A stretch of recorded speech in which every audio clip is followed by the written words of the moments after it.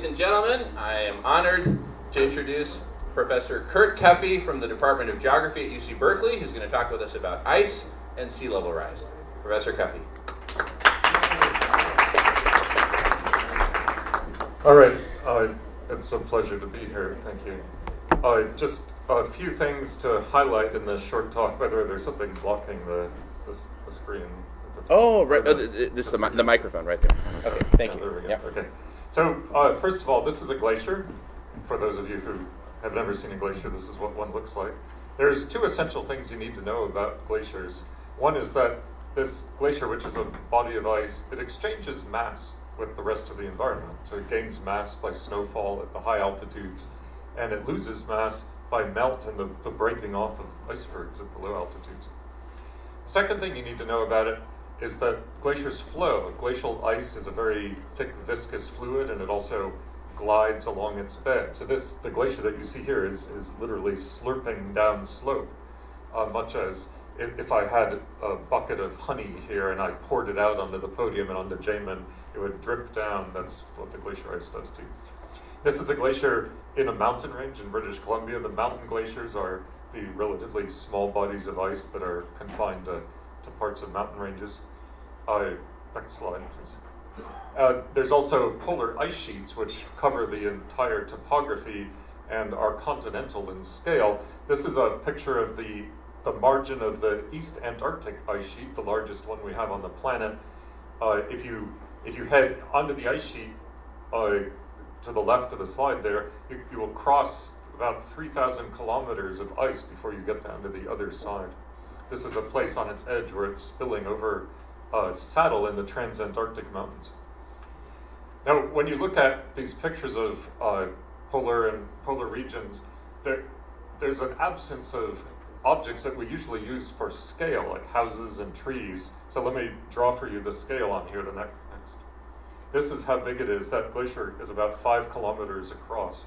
So the entire town of Berkeley would fit comfortably on that ice that you see there, that surface. Okay, next. The size of the ice, that is the amount of volume that's stored in the amount of volume of ice that is stored in the ice sheets and the mountain glaciers. We can think about that in terms of the sea level equivalent. That is, if they melt entirely, how much would sea level rise?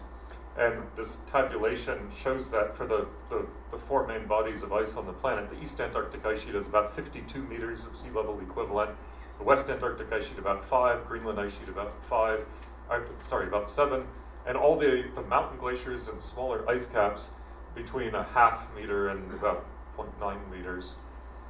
And so there's a big difference in those. If all of the ground ice on the planet melted, sea level would rise by some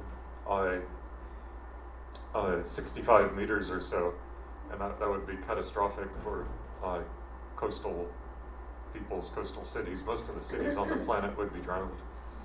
Another thing to note is that even though the size of these reservoirs differs greatly, the East Antarctic ice sheet is much bigger than the mountain glaciers, they are all very important because the ones that are smaller in total size, the mountain glaciers and small ice caps, they react faster.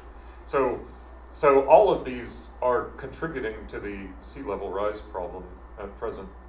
Next. Let's just look at a few of the data sets showing how the mass of glacial ice is changing.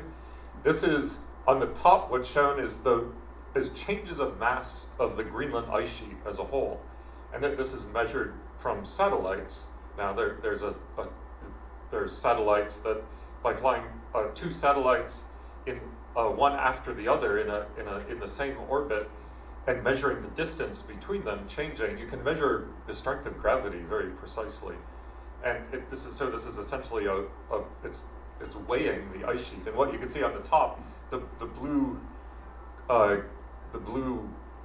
curves there, that's the mass of the ice sheet changing over the course of a decade from 2003 to 2013, and you can see it's decreasing. The Greenland ice sheet is definitely decreasing and contributing to sea level rise. You see superimposed on that pattern of decrease is a seasonal cycle of growth and decay. At the bottom is the massive Antarctica. Antarctica, it's also decreasing, but it's less of a clear trend, because one part of Antarctica, West Antarctica, is decreasing a whole lot. The East Antarctic ice sheet, which is the very, very large one, it's not clear what's happening in balance, because it's growing a bit in the interior as snowfall increases, but it's shrinking a bit around the edges in some places. Next, please. All right, this process of decay, it's not a simple factor of warming temperatures causing melt and that running off into the sea. Instead, there are ice dynamical phenomena, and I'll show you one that's very important. And there are thresholds in the relationship between the climate warming and the response of the ice. So what's shown here, this is a location in the Antarctic Peninsula, right there on the map. And in what you see here is a floating ice shelf that was connected to grounded glaciers in the mountain range to the west. This is a place called the Larsen B ice shelf, and there's icebergs, and you can see the things are identified. Let me draw your attention to the scale bar. That's 20 kilometers, so you're looking at a very large feature here. So look, next slide, please. And this is the same thing without all those labels, just so you can see it. This was what it looked like in January of 2002. And then the very next image shows you what it looked like there just 4 months later. And what happened was, for the first time in recorded history, the summertime temperature, remember this is the southern hemisphere, so January is summer. The summertime temperatures were warm enough to cause a lot of melt on the surface of this ice body. The meltwater allowed fractures to penetrate through the ice, and it caused it to disintegrate. So in essence, that whole big body of ice just disintegrated into icebergs, okay? And that's the result of the summertime temperatures crossing a threshold of sufficient warmth. What's the light blue? It's the light blue. It's a mixture of ice and water. You're seeing ice through water. Salt water. Yes, the ocean. You're looking at the ocean. Yeah. Primarily, it's ocean water. Salt water. Yeah, primarily. Okay, next, please. I want to point out what you just saw in the last example. That was the disintegration or the collapse of an ice shelf. And I wanted to point out that this phenomenon was predicted. This was a paper that was written by a very intelligent glacial geologist named John Mercer in 1978. And he wrote back then, one of the warning signs that a dangerous warming trend is underway in Antarctica will be the breakup of ice shelves on both coasts of the Antarctic Peninsula, starting with the northernmost and extending gradually southward. And that's exactly what we have observed. And there's many examples of how our science, despite uncertainties, and there are a lot of uncertainties, it still is predictive, and we know we're heading in the right direction. I mean, our understanding of it is heading in the right direction because these predictions come true. Next, please. All right, at the same time that ice shelf disintegrated, something very interesting happened. And let me show you, let me pull this out. I'll do the lounge lizard thing too. Stuck. What's shown here, this is a plot of how fast the ice is flowing on two glaciers, both of which flow into that ice shelf that I showed you had disintegrated. And there's two glaciers, Hectoria Glacier, and what's shown here is the rate of flow in prior to 2000. And you can see that it was flowing from the 14 kilometers inland down to the grounding line, flowing at a rate of about 250 meters per year. And another glacier that also flowed into the ice shelf called Flask Glacier, here's how fast it was flowing in 2000, going from 10 kilometers inland out to the grounding line. And then what happened is that collapse of the ice shelf that I showed you a few slides ago. And the consequence of that was that the glacier flowing into it sped up. So this was the measurement in late 2002 after that collapse. And you can see that the rate of flow at the grounding line, which is out here, that is where the glacier goes afloat, that is increased by about a factor of 8. And that 8-fold increase of speed represents directly an increase in the rate of mass loss from the grounded ice. So collapsing the floating ice shelf led to sea level rise because of its effect on the grounded ice inland that's flowing out to it. And the environment did a nice controlled experiment for us here. It shows in at same time period, late 2002, this glacier did not speed up at all. And that glacier was flowing into a peripheral part of the ice shelf, which did not disintegrate in the same way. And you see its flow didn't change. Next, please. The losses of mass from Antarctica and from Greenland are not uniform in space. There are some regions that are losing mass rapidly, specifically the Antarctic Peninsula up there. And then this side of what's called West Antarctica is where most of the mass loss is happening. And that's the side, or the part of the continent that's in the closest, or feels the effects of the ocean, the open ocean most, because the Southern Ocean currents are well out from the continent around most of it, but they come close to the coast over here. There are some parts of Antarctica where the mass is growing and others where it's being lost. On balance, it is losing mass because of the warming ocean causing those phenomena. Okay, next. All right, then let's talk briefly about mountain glaciers. Mountain glaciers are retreating because of the climate warming, and this is happening in almost all of the mid-latitude, low-latitude, and subpolar mountain ranges, including the British Columbia Coast Ranges, the Alps, the Southern Alps, the Andes, the Rockies, Cascades, the Himalayas. Do you have a question? Yeah. Is not West Antarctica where they recently discovered there are like 92 volcanoes, and what about isostatic rebound and the effects that might have on volcanoes there? Oh yeah, sure. There's volcanoes at the base of West Antarctica, and but that isn't responsible for the ongoing loss of mass because the volcanoes have been there the whole time. It's the geophysical flux of heat hasn't changed over the loss of ice could be isostatic rebound and might precipitate some volcanic reaction. It's possible that as the ice sheet thins, that the release of pressure on the magma chambers underneath volcanoes would cause them to erupt. Yeah, that's possible. Okay, getting back to the mountain glaciers. So this is a great example. You can see here that this is in the coast ranges of British Columbia.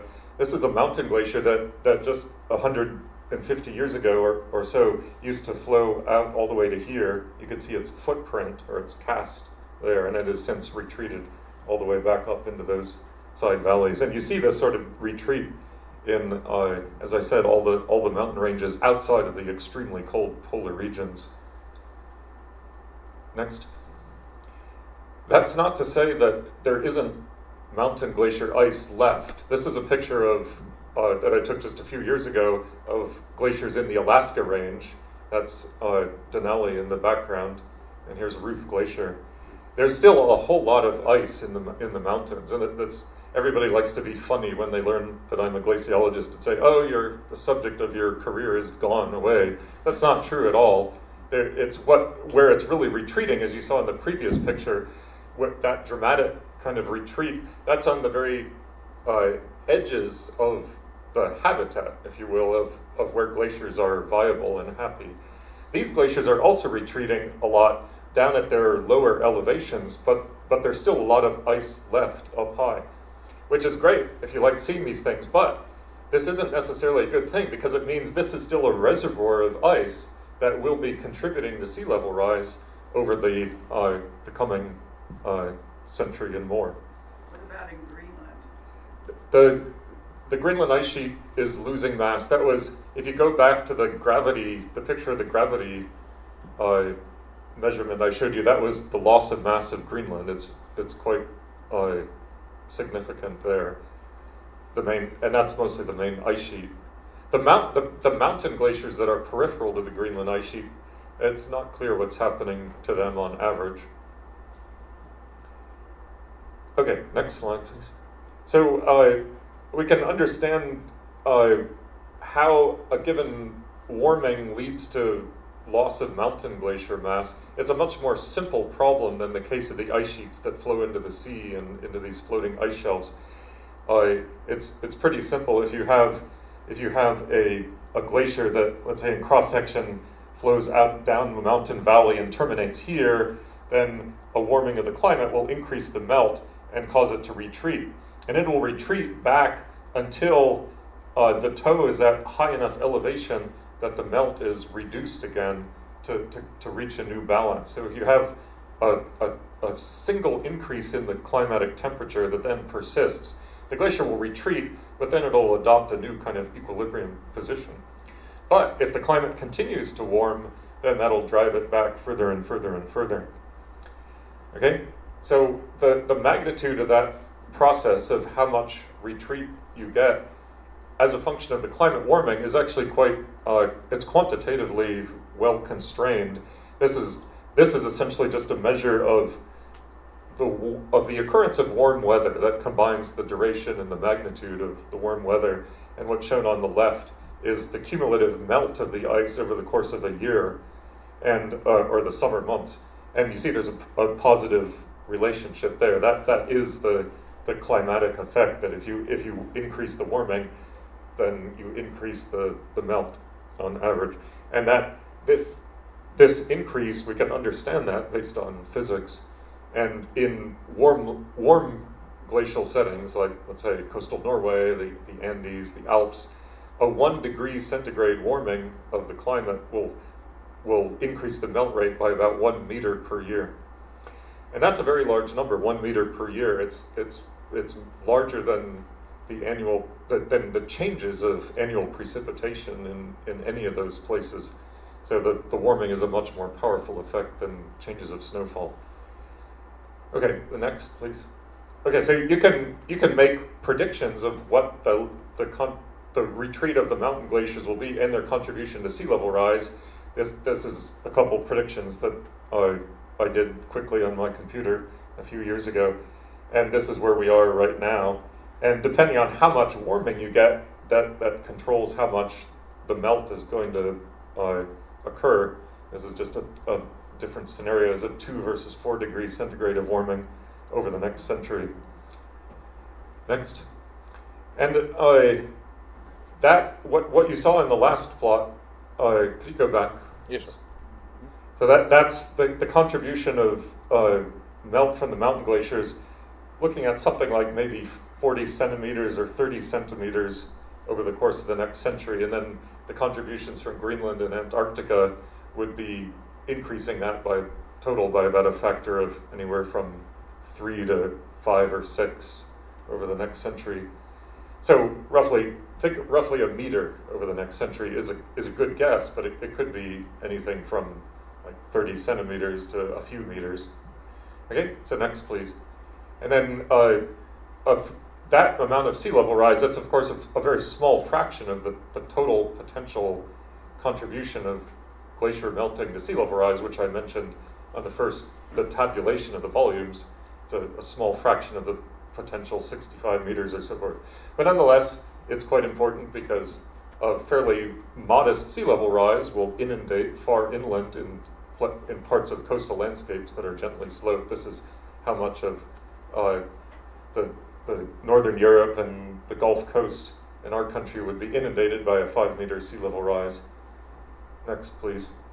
And you have to put that in context of where people live. I don't have time to explain the diagram in detail, but as a function of distance from the coast and elevation above sea level, these gray bars here, that shows you how many people live in those different zones. And the bottom line is there's something like 500 million people who live within 10 meters of sea level in elevation. And I think one of the biggest worries is that the forced displacement of that 500 million people is going to have ramifications political, cultural, military ramifications that everybody on the planet will experience. That's it. That's all I really want to say since I've only got 10 plus minutes. Thank you.